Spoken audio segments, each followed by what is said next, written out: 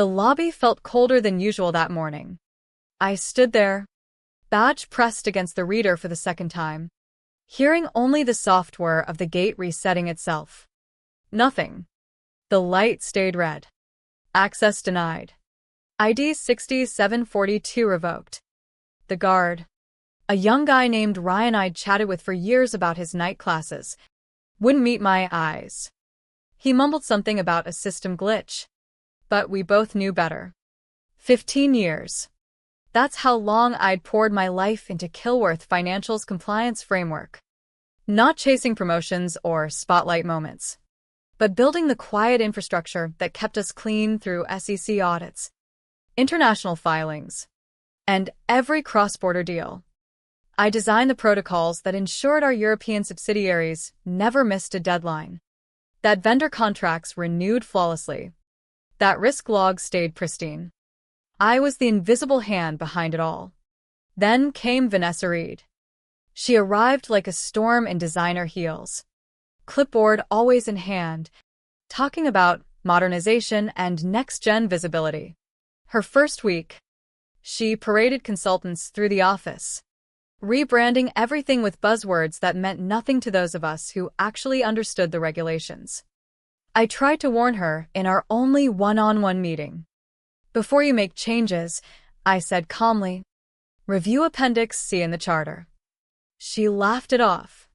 We've got backups covered. Elena, don't worry about the old stuff. I worried, because Appendix C wasn't just old stuff. It was my safeguard, ratified years earlier after a near miss with regulators during a major partnership. It stated plainly, any unauthorized modification to core compliance schemas without the originator's sign-off would trigger restricted mode. Access revoked. Logs sealed. Systems frozen until dual approval from the originator and board chair. The chairman, Marcus Hale, had signed off on it himself.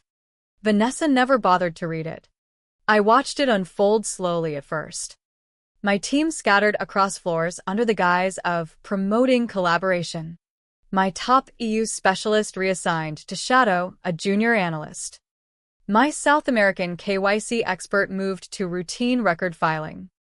It was subtle erasure, not outright demotion. So HR stayed silent. New consultants flooded in. One calling himself a risk influencer, another pushing to replace our solid frameworks with flashy cloud dashboards that ignored half our encryption standards. I stayed quiet, but I prepared.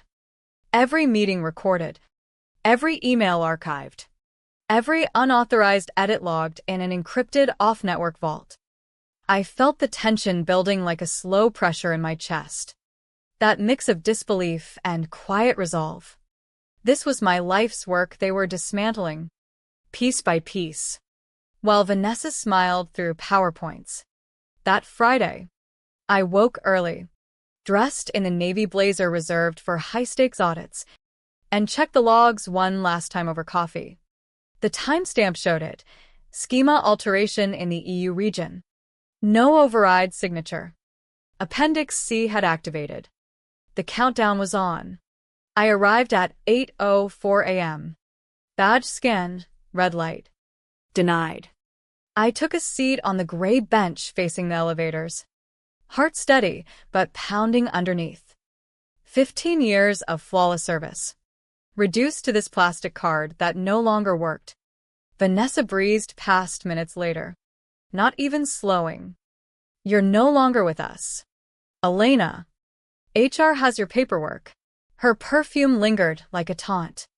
I didn't respond, just watched her disappear down the hall. Then the elevator dinged.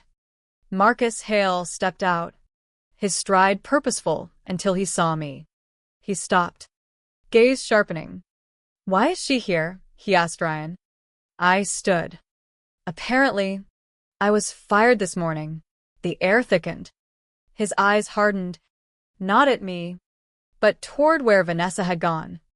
Not today, he said quietly, turning back into the elevator. That single sentence shifted everything. But the damage was already spreading. By 8:17, The first alerts hit. Audit sync failure in EU region. Systems reverting to lockdown. Vanessa had pulled the pin on a protocol she never understood. And the explosion was just beginning. I felt a strange calm settle over me, mixed with the ache of betrayal. All those late nights, the meticulous details no one noticed until they failed, now proving their worth in the worst way. The human cost hit hard. 2. My team, loyal people who'd trusted the structure I'd built, now caught in the crossfire of one woman's ambition. The hours after that lobby moment blurred into controlled chaos. I didn't leave immediately. Instead, I walked slowly to the compliance floor using public access before 9 a.m., arriving just as the first cracks appeared. A junior analyst, wide-eyed, Pulled me aside. "Elena, everything's locked. Your files, the backups, even the vendor mappings. What happened?" I explained softly. Appendix C. The name alone carried weight now. Vanessa stormed in moments later, face flushed. "What is she doing here?" she demanded, pointing like I'd materialized from thin air. I met her eyes. "You forgot to check the fine print." The room fell silent. Even she sensed the shift, the invisible weight pressing down as systems refused to respond. Consultants scrambled, trying reroutes and backups that didn't exist anymore, at least not without my authorization. The protocols I'd embedded years ago were activating exactly as designed, those fail-safes that protected against exactly this kind of reckless overhaul. Emotionally, It tore at me. pride in the architecture mixed with sorrow for the team. Krista, my EU lead, looked devastated as her access vanished mid-task. Luis whispered about the South American filings now in limbo. It wasn't just code, it was people's livelihoods, reputations built on trust in the system. Vanessa tried to project control. "It's a temporary glitch. We'll reroute." But no one believed her. By 10/22, finance reported missing chain of custody for critical regions. The tablet screen showed the damning line, "Access denied. License originator authority only." She turned on me then. "What did you do?" Her voice cracked with denial turning to panic.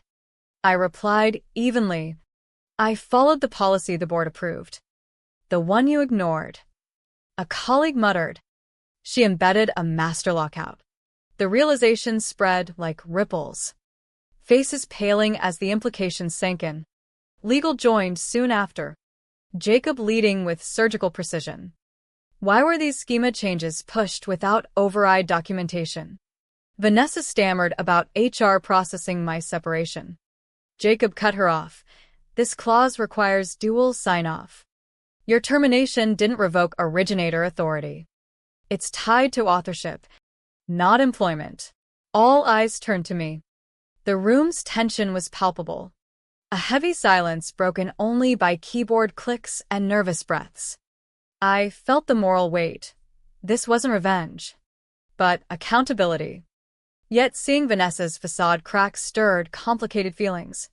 Pity mixed with the sting of being so easily discarded. By midday, the EU Commission inquiry arrived. Filing delays flagged. Japanese subsidiary calls flooded in about rejected reports. The dashboard blinked relentlessly. Originator override required. Awaiting Elena Voss' signature. I left the building quietly, returning to my apartment where chamomile tea waited. Barefoot on the couch, I reflected on the years, the isolation of being the detail-oriented one, the quiet satisfaction of clean audits, now contrasted against this corporate hubris. The human drama played out in my mind, Vanessa's hunger for headlines clashing against the quiet power of thoroughness. Meanwhile, back at Kilworth, the scramble intensified. Auditors arrived for a Level 3 review. Every log, every change scrutinized. Time itself became the enemy. Each delayed response stacking potential penalties. My phone stayed silent, at first. Then the calls began. Block numbers. Urgent voicemails from Vanessa's circle. I let them go to voicemail. The power dynamic had flipped, not by force, but by the very rules they'd overlooked. That evening, I met with partners at a rival firm, Crestline. They wanted my expertise. A full portable framework. No gatekeeping. Licensing autonomy. I negotiated calmly. They agreed, seeing the opportunity in Killworth's vulnerability. The irony wasn't lost on me. The system I built to protect now exposed the fragility of unchecked ambition. As night fell, the weight of it all settled. A mix of vindication and lingering sadness for what trust had been broken. Monday's boardroom felt like a pressure cooker. Stale air. Stacks of printouts. The slim binder with the red tab centered on the table. Appendix C. Every director present. Faces grim. Vanessa sat near the end, hands perfectly still but eyes darting desperately. Marcus Hale read the clause aloud. Voice steady. Unauthorized modifications trigger restricted mode. Requiring dual approval from originator and chair. License authority defined by authorship, not employment status. The room absorbed it. One director asked who approved it. I did, Marcus replied. Unanimous board vote in 2017. He turned to Vanessa. You fired the only person who holds the key. Vanessa attempted excuses. Voice rasping. Marcus raised a hand. You didn't read the document. The silence that followed was crushing. The kind that exposes raw human frailty. No one defended her. Her mentor studied his hands. The risk director stated flatly. Then were exposed. Legal confirmed no path to compel override.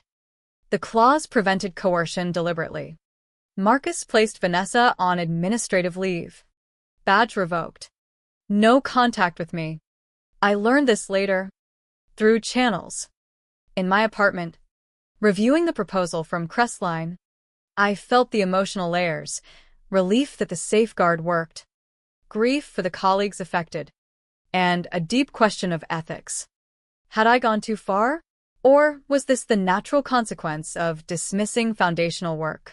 Killworth limped through restricted mode, filing catch-up reports just in time to avoid immediate fines. But late warnings hit their record. Client inquiries trickled in. Concerns about stability. Vanessa's resignation email came days later. A bland, pursuing new opportunities. Internally, everyone knew ambition without diligence had cost her everything. Crestline's site updated with my new framework. Sentinel, quietly crediting the principles of Appendix C. Industry whispers grew. A tweet praised the anonymous architect. The market responded with quiet client shifts toward more resilient partners. Personally, I felt the shift profoundly. No gloating, just steady resolve. My Mirrorstone consultancy grew, team expanding with people who valued thoroughness. The message from Marcus arrived eventually. We're ready to talk on your terms. I stared at it over morning tea. Traffic humming outside.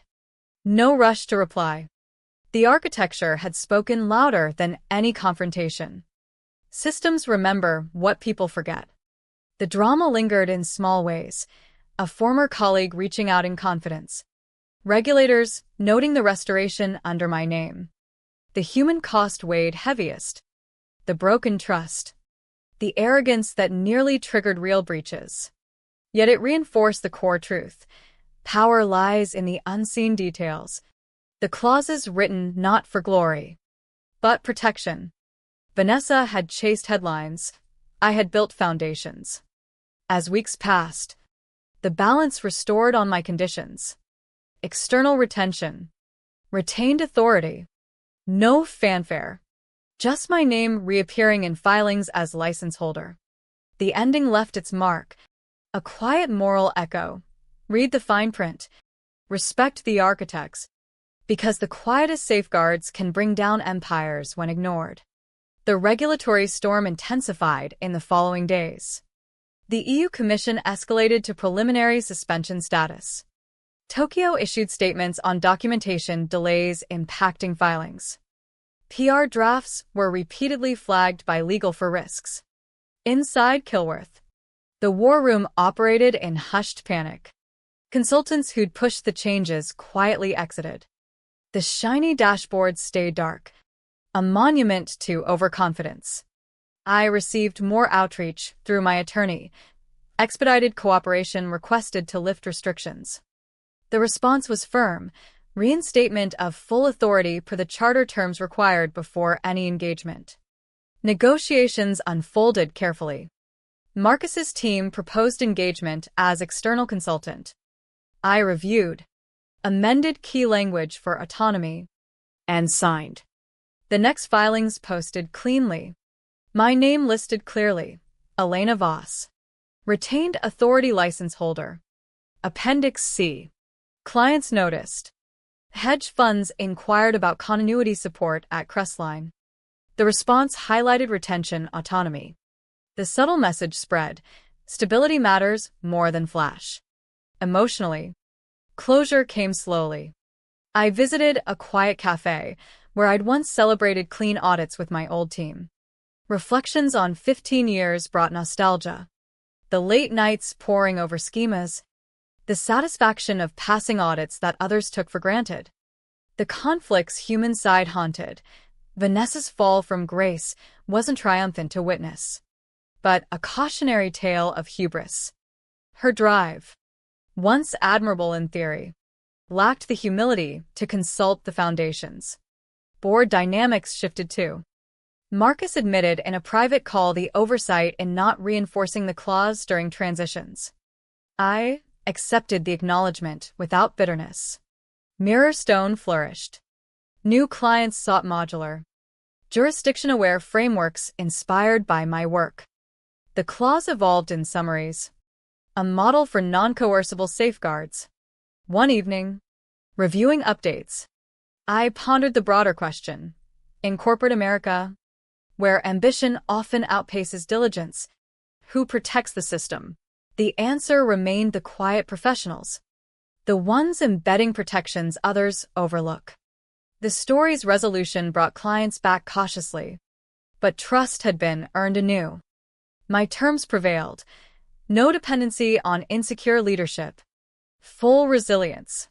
The final board acknowledgement arrived not as apology, but practical concession. Systems restored under oversight. Leona no. Vanessa faded from industry conversations, her bold ideas replaced by lessons learned the hard way. I never sought public vindication. The architecture defended itself, my name enduring in the metadata that mattered. Months later, the dust settled into a new normal. Kilworth operated with restored access, but the memory of those days lingered like a scar. Internal memos emphasized full charter reviews before major changes. Consultants were vetted more rigorously. My role at Mirrorstone solidified. A small but growing team, projects emphasizing intent over bureaucracy. The clause summary on Crestline's site drew quiet admiration, inspiring similar protections elsewhere. Personally, the experience reshaped me. The lobby moment, that red light and denied access, became a symbol of resilience. I no longer felt invisible. The system had made me seen. A final message from Marcus echoed the shift: readiness to collaborate on mutual terms. I responded eventually, professional and measured. No grudges held, but boundaries firm. The human drama resolved with nuance. Former colleagues reconnected, sharing how the chaos highlighted overlooked value in foundational work. Vanessa pursued opportunities elsewhere, a lesson internalized. Perhaps. The lingering question remained: how often do we dismiss the footnotes that truly govern? In boardrooms across America, ambition clashes with diligence, and sometimes the quiet clause wins. My story ended not in triumph's roar, but quiet satisfaction. Barefoot with tea, Watching the city move by rules it barely understands, I knew the architecture endured. The key had always been mine. Not in the badge, but in the enduring design. The moral echo persists. Respect the builders. Read every line, because ignoring them can paralyze everything. The system remembers, and when tested, it reveals who truly holds the power.